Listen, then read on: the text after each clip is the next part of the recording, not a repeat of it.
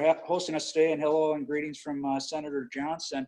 I'd just like to tell Greg, hey, great overview on the rundown there on the overview. Just like Greg said, I'm a regional director. I'm based out of Toma, out of a home office, but I have 9 counties, including La Crosse and surrounding counties, that I support. With that said, in the overview that Greg gave, teleworking is most important. Again, we want to echo that we're all in this together. Greg and I could continually talk throughout this process of what's going on. You have my contact information at Mike_Holland at ronjohnson.senate.gov. Feel free to go on the website to review what Ron's thoughts are in regards to the COVID-19 issue as well. Again, as we heard today, as phase 3 was just passed, anything that I can do to help to answer those questions, our staff, state offices are also working out of the house. We have a few people in the office, maybe 1 or 2, if that are social distancing. But again, I don't want to go over everything that Greg did because he did such a fantastic job. I would like to say in this bill, there's other things that are in there that I want to remind people of, such as for people age 70 and a half or over, that for 2020, the required minimum distributions out of your 401k or your IRA have been waived for the year. You do not have to do required minimum distribution. Also, there's an update in there in regards to disaster relief loans, and I won't get into the details about that until we break that out, but I know there's things in there as such. So with that said, per what Greg said as well, we'll take down your questions and your concerns and happy to reach back out to you. I see that some people are posting already about being self-employed and the ability to get the coverage there. So Greg, do you have any updates on that over? I know that in terms of that unemployment insurance expansion, that does include self-employed individuals. So I don't know much in terms of details yet at this point, just knowing kind of what I saw in the bullet points, and that was something that I did see allowed part-time self-employed and gig economy workers to access these UI benefits. So once again, I think the best thing to do right now is, if this is something that definitely impacts you, please email me. We can get you in our database and get that information once it starts becoming available. And I think it's going to be a lot that we'll be pushing out here in the next week. I hope I say this name right, but is it Shobi, I believe, posted a web link and about unemployment tax on there as well. So thank you for that. Yes, that's great. So let me do one thing quick, because I'm going to try and screen share on my phone. It's a new thing for me. So if it doesn't work, hey, team back at home, if you can take us to the latest news page. But let me try it. I got to find the right spot. I better not mess with it. So Chamber team, if you guys can screen share and take us to the latest news. What I rely on is entities like the U.S. Chamber. So they took that very large document and gave their highlights. So keep scrolling, Chamber team. Keep going down to the latest news on the second button. Nope, keep going up in the yellow area. And it's the second button on the left. There you go. And then there should be a U.S. Chamber component there. See the U.S. Chamber logo, the round one with the eagle? There you go. Okay, so the U.S. Chamber did highlights, and it's really small on my phone, but I'm going to zoom in here. So the Paycheck Protection Program, you can see who's eligible in there. What's really particularly notable is this gives relief to 501c3s, which are charitable organizations with less than 500 employees. You do see sole proprietors, self-employed, and independent contractors in there. And then I know someone in the chat had asked about, do you put someone on payroll to do this, or do you leave them on? And my understanding, again, to the right-hand side of that screen, you see the U.S. Chamber highlights. There's a paragraph on that loan forgiveness, but how I read it was you keep them on your payroll and then you don't pay in through your taxes, and that's how you get the credit. But again, read through that paragraph. Someone asked me this morning, so how do people get the details? And it's working with your accountants. The accountants are going to need time to read through this and figure it out. So you're probably going to get a couple days of I don't know, but we're going to figure it out. There's a couple more components if Team Chamber can scroll down a little bit. Again, there's all kinds of provisions in here. This is our highlights from a 12-page highlight that I'm sure comes from a much larger document. So again, lots in here as you're hearing for people to digest. But for our chamber team, one more piece. Sorry, keep going. There you go. Student loans. Oop, nope, up a little bit. There you go. Student loans. So this defers payments until September, and it also presses pause on any sort of defaults, garnishments, reporting to credit agencies. There is a lot of state and local aid coming, and then there's millions and billions of dollars put towards agencies, which a lot of that is towards COVID research and support.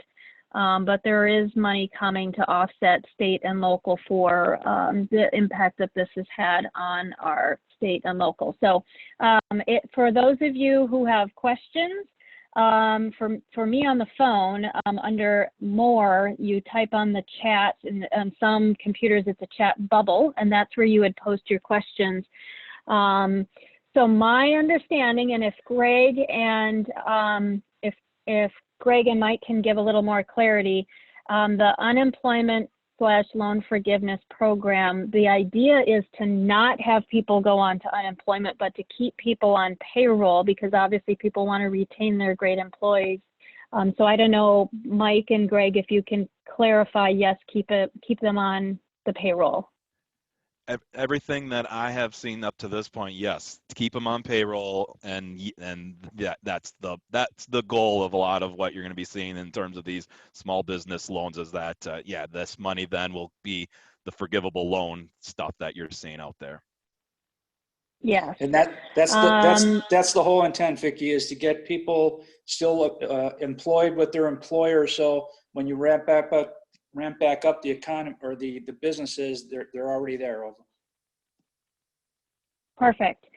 I just want to say one thing on that. So businesses, obviously this is like your run through of cash, right? So you really have to be thinking, if this goes for, let's say, 8 weeks, what does that do for your cash flow? And then that's where you have to balance. You need to put them on unemployment? Are you able to hold them? What do all of these components look like? And obviously work with a really good accountant on that, because that's a complex scenario to run through.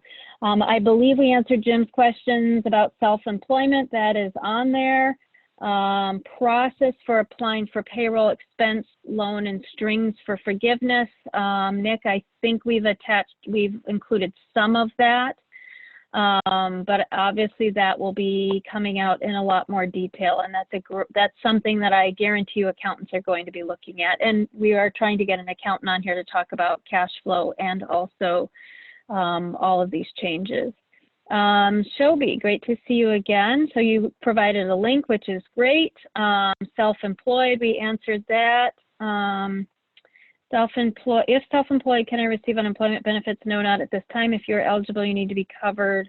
You need covered employment in your base period, roughly the last 15 months, meaning you need to have worked for an employer who pays unemployment tax.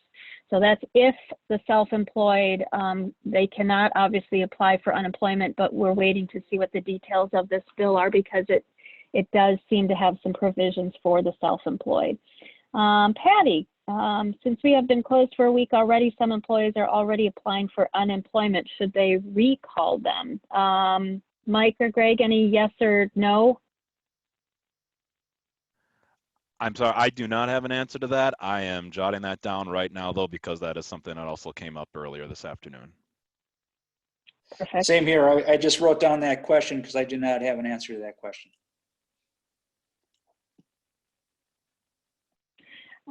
If I had to guess, purely a guess is never a good word. It would be the unemployment office is going to be figuring that out faster than any of us and advising their employees. So it can't hurt to reach out to those employees and say this is being explored.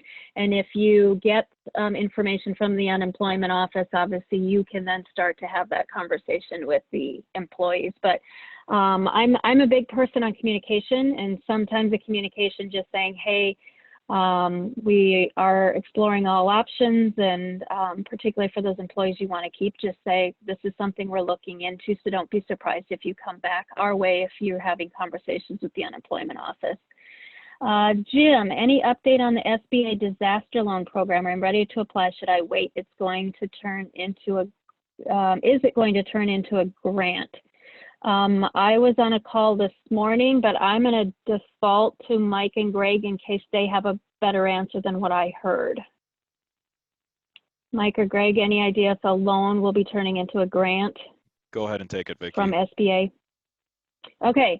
What I heard on a call this morning, there was no word of it turning into a grant. The discussion was they have been overwhelmed, and so they had to change their form to filling it out while you're online with using the internet, if you will, to downloading the form, filling it out, and uploading it. So obviously, if they were going to change something, that would not be the topic that they're talking about right now. So as of right now, everything is still a loan with some very, very competitive rates. I know that they, I believe, are looking at a 12-month no payment period. And I think it's around a 3.5 or a 3.75% loan rate. I also know that they are relieving a ton. I think it's even through this act as well. They're basically saying the local financial institutions have the best way of gauging your financial situation. And so they're trying to free up a lot of the regulatory components to say financial institutions start providing the information or start providing the funding that is needed. So that's, again, key conversation with your accountant, key conversation with your financial institution. Greg or Mike, any idea on the effective date? No word on any effective dates for any of these programs. I know a lot of these, the goal of all of this was to kind of find existing programs just because that framework was already in play and can get set up. So, you know, you're hearing every dates and numbers across the board. I'm listening to the Congressman Kine call before. Ron said people are talking months. He's like, I'm hearing more weeks. So back to, unfortunately, it's going to take a little time. Hopefully, though, these are going to be things you'll be seeing sooner than later. So the next question is, if you had to send someone home who had a fever or cough, how long or when and if can they apply for unemployment? So my understanding, and again looking for verification from Mike and Greg, is unemployment has waived their 1 week period, and so anyone, if they are unemployed, they can apply for unemployment instantly. Is that correct, Mike and Greg? I think in a case like this, if it is a employee on your payroll at this point and they are sick, that COVID #2 package provided reimbursable paid sick leave to folks that I think fall in a category like this. So do not take my word on that right now, but just I think you keep them on the payroll, you're going to get federal funds to help offset the salary that it will be being paid while they're on this sick leave. Yeah, that's a great point, because again, the default is how do you keep them on your payroll versus unemployment. So if you're sending someone home sick, it's really important to understand what gets covered so that you understand, are you actually putting them on unemployment or are you keeping them on payroll? And that's a great point, Greg. Jim, what is what are they referring to in the new bill for SBA, a $10,000 grant? I don't know where you're referencing, Jim, so if you can get us like a screenshot I of think something. that Go was ahead. listed on the screen that I had listed. I believe that falls Oh. under if you have over 500 employees, that then it's a cap of 10,000 per employee that it will cover. So when you're Yeah, talking small business under 500, you're looking at a full reimbursement of if you fall under those expenses that are listed. And if you're larger than that, I think you max out at 10,000 at a certain match. Once again, not 100% certain. Mike, take on over. Yeah, that was my take, Greg. Okay. This is Nikki's, info that I have seen regarding employer tax credits for PTO paid out to employees that have chosen to take a leave due to sickness or childcare only works for PTO or wages paid after 4/1. What are the options for employers if their employees have chosen to take leave prior to 4/1? That is a more complicated one. Mike or Greg? Yeah, I don't know. I'd have to check on that one. Yep, same here. I will be writing this one down. Great. And as you guys get answers, you can certainly run those through the chamber. I recognize a lot of these names, and I'm sure we have the emails from when they registered. So we can either get it to them individually or collectively, or however you want to do that. Excellent. Thank you. Yep. The FFCRA bill number 2 doesn't start until 4/1 though. I don't know if that's a follow-up to another question. Yep. Okay, any more questions out there?